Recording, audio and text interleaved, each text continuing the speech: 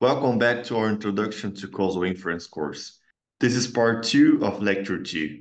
In today's video, we're going to discuss some terminology and other aspects related to the interpretation of DAGs. So consider the simple DAG shown here on the slide. Based on this DAG, we would say that X is a father of Y because X is a direct cause of Y. We would also say that Y is a son of X because it is a direct consequence of X. Another thing that we could say based on this DAG is that X is exogenous. And this classification just means that X is not caused by any variable shown in the DAG, while Y is endogenous because it is caused by one or more variables in the DAG, namely X. And how could we interpret this DAG? Well, from this DAG, we would say that X causes Y. We would also say that Y does not cause X. And this reminds us of the importance of missing arrows. We would say that X and Y have no common causes between them, because if they did, they would have been included in the DAG. In other words, for any pair of variables in the DAG, we need to think about whether or not they have common causes, and if they do, such common causes must be included in the DAG. And there is only one path between X and Y, only one set of arrows allowing me to travel starting at X and ending at Y, and this path is just the path X causes Y. So consider a slightly more advanced DAG where we have three variables here. Then we would say that Z and X are both antecessors of Y, and X and Y are both descendants of Z. And we would say that Y is a descendant of both Z and X, and Z here is exogenous. And how could we interpret this DAG? According to this DAG, both Z and X cause Y. X causes Y directly, and Z causes Y because Z causes X, which causes Y. So all the effect of Z on Y is mediated by X. We could also conclude that there are no common causes between Z and X and Y, and Z and Y, because if such common causes exist, they must be shown in the DAG.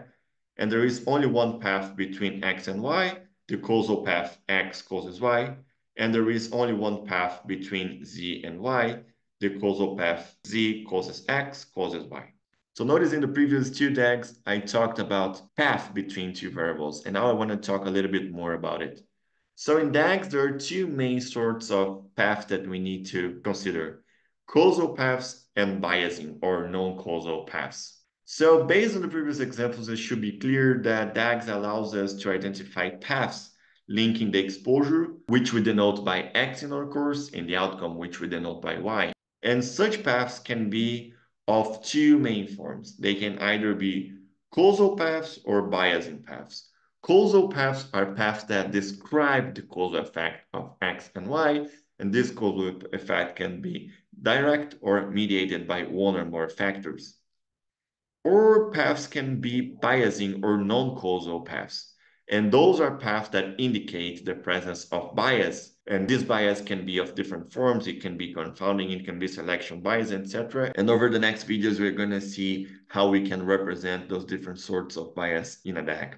And one of the main applications of DAGs is precisely to detect, to identify those biasing paths, and then find strategies that allows us to block them. That is, identify statistical approaches that we can use to eliminate the influence of those biasing paths on the association between X and Y. And as we're going to see, there are formal rules for detecting biasing paths, so there's no need for guesswork. But in some cases, such biasing paths can be easily detected just by a quick visual inspection. So here we have a third DAG, and this DAG is the classical DAG representing confounding between X and Y because they have a common cause between them. And notice here that U is a common cause of both X and Y. And when we have a variable that has two arrows pointing towards it, we call such variable a collider. And as we're going to see throughout our course, colliders are variables that we need to be very careful about. So how can we interpret this DAG? Well, we can say that U causes X and U causes Y, and also X causes Y. We can also see that some, but not all, of the effect of U on Y is mediated by X, because we have an indirect effect path, U, X, Y, but also a direct effect path, U, Y. So we can see here that there are two paths between U and Y, the direct effect path and the indirect or mediated effect path. Both paths are causal with respect to the relationship between U and Y because they explain the effect of U on Y.